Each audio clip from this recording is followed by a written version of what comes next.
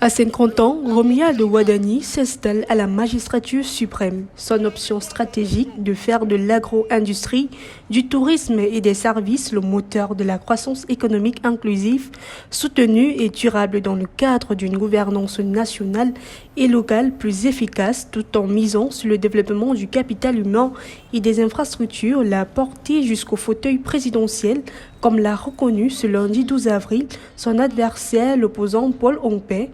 en lui adressant des félicitations républicaines qui honorent le débat démocratique sur le continent et font du Bénin un véritable phare de la transition politique en Afrique. Au ministre d'État Romuald Wadani, j'adresse mes félicitations républicaines. La démocratie impose le respect mutuel et l'élévation au-dessus des clivages partisans. L'opposant béninois a choisi de démontrer aux yeux de ses concitoyens un acte de responsabilité qui contraste avec toute la tension ayant entouré la fin du mandat du président Patrice Talon.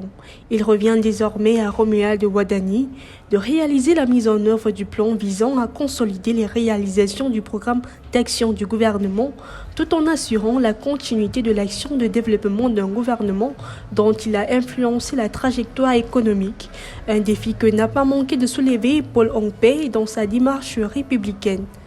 En homme d'État attaché aux principes républicains, au respect du suffrage populaire et à la stabilité de notre pays,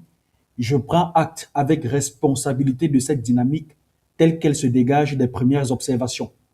Je forme le vœu que dans la conduite des affaires publiques, il sache puiser dans certaines orientations majeures de notre projet,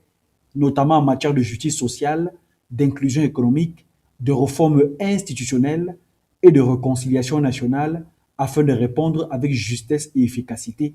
aux aspirations profondes de notre peuple. Si le Bénin se projette dans le classement des 3 économies africaines à la croissance la plus rapide, fort d'un taux de 7,5% en 2024, attendu à 6,4% en 2025, puis 6,8% en 2026,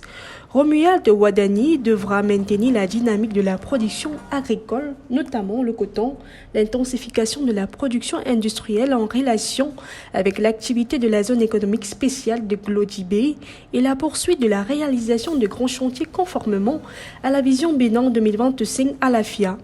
La gouvernance apaisée, renforcée par la démarche républicaine de l'opposition, est un véritable atout politique pour le nouveau président du Bénin, Romuald Wadani.